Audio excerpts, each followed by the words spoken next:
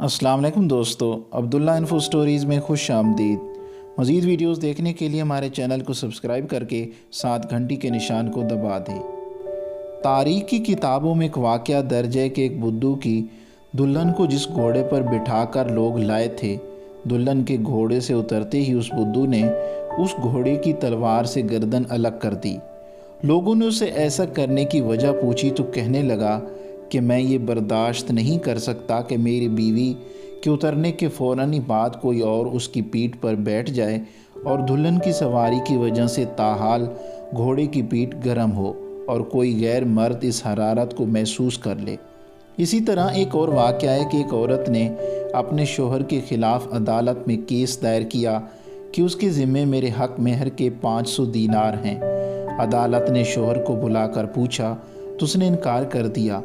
عدالت نے گواہوں کو طلب کیا اور ان سے گواہی لیتے وقت عورت کا چہرہ پہچاننے کے لیے عورت کو نقاب اتارنے کا کہا۔ اس پر اس کا شوہر جلدی سے کھڑا ہو کر کہنے لگا کہ قاضی صاحب، میں تسلیم کرتا ہوں کہ مجھ پر میری بیوی کے 500 دینار لازم ہیں، بس آپ اس کا نقاب نہ اتروائیے۔ یہ سن کر بیوی کہنے لگی کہ قاضی صاحب، آپ اور تمام حاضرین گواہ ہیں کہ میں نے اپنا حق مہر معاف بخش دیا ان کو۔ قاضی بیچارہ حیران و پریشان کہ یہ کیا ہو رہا ہے۔ خیر، ان میاں بیوی کے جانے کے بعد قاضی نے محرر سے کہا کہ اس کیس کا الگ فائل بناؤ اور نام لکھو مرد کی غیرت۔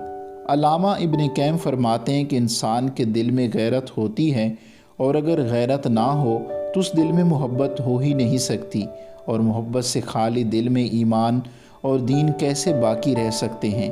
المیہ ہے کہ آج کے ترقی یافتہ دور میں حوا کی بیٹی اور عصمت مسلم روک ٹوک نیم برہنہ کرنے پر امت فخر کر رہی ہے، اور اسلام کا وقار چند ٹکوں کی بھینٹ چڑھ چکا ہے۔